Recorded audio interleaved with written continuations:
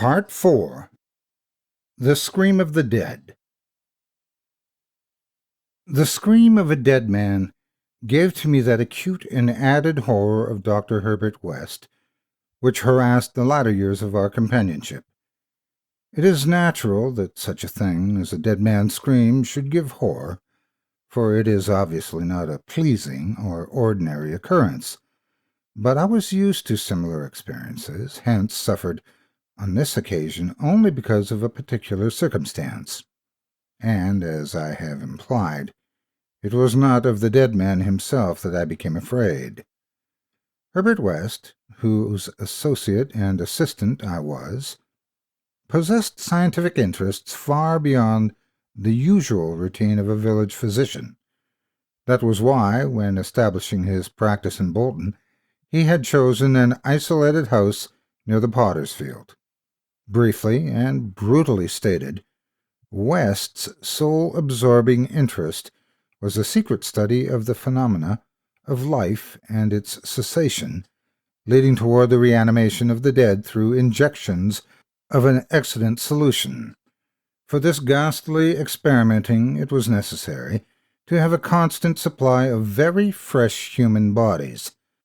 Very fresh, because even the least decay hopelessly damaged the brain structure, and human, because we found that the solution had to be compounded differently for different types of organisms. Scores of rabbits and guinea pigs had been killed and treated, but their trail was a blind one. West had never fully succeeded because he had never been able to secure a corpse sufficiently fresh. What he wanted were bodies from which vitality had only just departed, bodies with every cell intact, and capable of receiving again the impulse toward that mode of motion called life.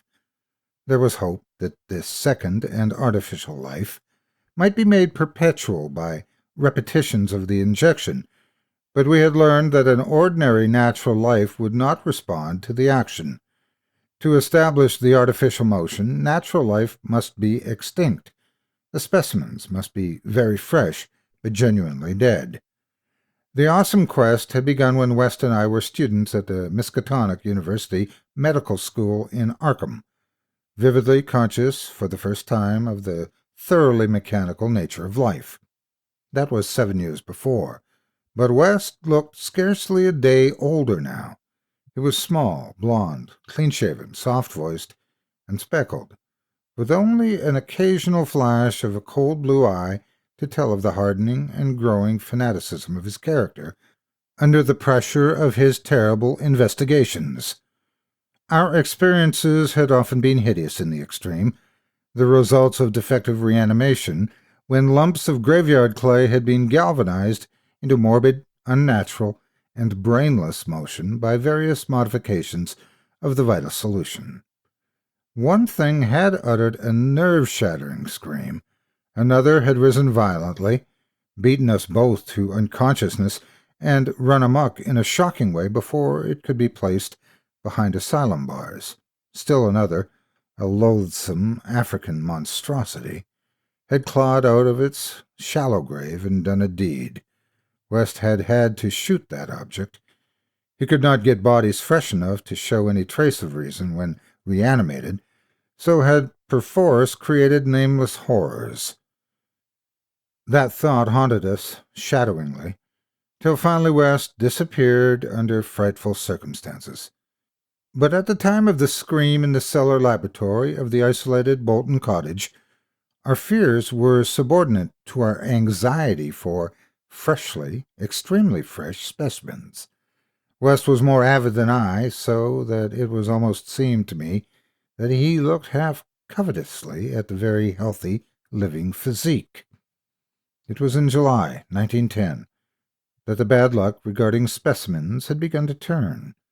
I had been on a long visit to my parents in Illinois, and upon my return found West in a state of singular elation.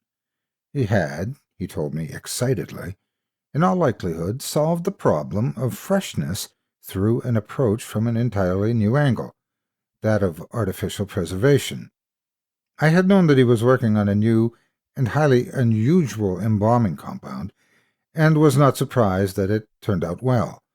But until he explained the details, I was rather puzzled as to how such a compound could help in our work, since the objectionable staleness of the specimens was largely due to delay occurring before we could secure them. This, I now saw, West had clearly recognized, creating his embalming compound for future rather than immediate use, and trusting to fate to supply again some very recent and unburied corpse, as it had years before when we obtained the Negro killed in the Bolton prize fight. At last fate had been kind, so that on this occasion there lay in the secret cellar laboratory a corpse whose decay could not by any possibility have begun. What would happen on reanimation, and whether we could hope for a revival of mind and reason, West did not venture to predict. The experiment would be a landmark in our studies, and he had saved the new body for my return so that both might share the spectacle in accustomed fashion. West told me how he had obtained this specimen.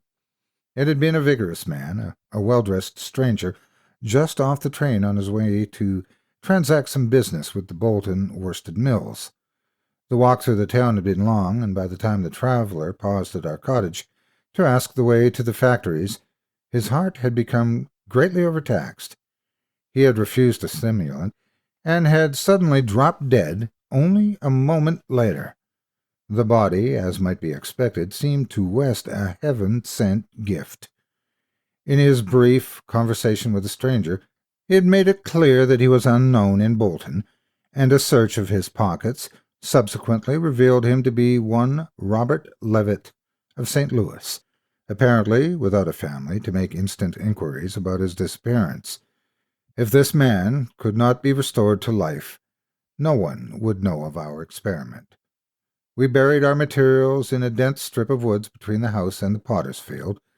If, on the other hand, he could be restored, our fame would be brilliantly and perpetually established. So, without delay, West had injected into the body's wrist the compound which would hold it fresh for use after my arrival. The matter of the presumably weak heart, which, to my mind, imperiled the success of our experiment, did not appear to trouble West extensively. He hoped at last to obtain what he had never obtained before, a rekindled spark of reason and perhaps a normal, living creature. So, on the night of July 18th, 1910, Herbert West and I stood in the cellar laboratory and gazed at a white, silent figure beneath the dazzling arc light. The embalming compound had worked uncannily well, for as I stared fascinatedly at the sturdy frame, which had lain 2 weeks without stiffening, I was moved to see West's assurance that the thing was really dead. This assurance he gave readily enough, reminding me that the reanimating solution was never used without careful tests as to life, since it could have no effect if any of the original vitality was present. As West proceeded to take preliminary steps, I was impressed by the vast intricacy of the new experiment, an intricacy so vast that he could trust no hands less delicate than his own. Forbidding me to touch the body, he first injected a drug in the wrist just beside the place his needle had punctured when injecting the embalming fluid. This, he said, was to neutralize the compound and release the system to a normal relaxation so that the reanimating solution might freely work when injected. Slightly later, when a change and a gentle tremor seemed to affect the dead limbs, West stuffed a pillow-like object violently over the twitching face, not withdrawing it until the corpse appeared quiet and ready for our attempt at reanimation.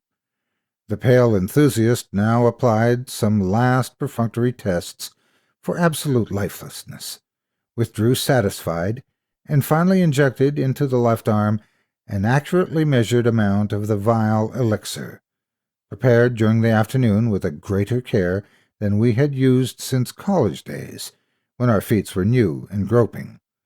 I cannot express the wild, breathless suspense with which we waited for results on this first really fresh specimen, the first we could reasonably expect to open its lips in rational speech, perhaps to tell of what it had seen beyond the unfathomable abyss. West was a materialist, believing in no soul and attributing all of the working consciousness to bodily phenomena. Consequently, he looked for no revelation of hideous secrets from gulfs and caverns beyond death's barrier. I did not wholly disagree with him theoretically, yet held vague instinctive remnants of the primitive faith of my forefathers, so that I could not help eyeing the corpse with a certain amount of awe and terrible expectation. Besides, I could not extract from my memory that hideous, inhuman shriek we heard on the night we tried our first experiment in the deserted farmhouse in Arkham. Very little time had elapsed before I saw the attempt was not to be a total failure. A touch of color came to the cheeks, hitherto chalk white, and spread out under the curiously ample stubble of sandy beard. West, who had his hand on the pulse of the left wrist, suddenly nodded significantly, and almost simultaneously a mist appeared on the mirror inclined above the body's mouth. There followed a few spasmodic muscular motions, and then an audible breathing and visible motion of the chest. I looked at the closed eyelids and thought I detected a quivering. Then the lids opened, showing eyes which were gray, calm, and alive, but still unintelligent and not even curious. In a moment of fantastic whim, I whispered questions to the reddening ears, questions of other worlds of which the memory might still be present.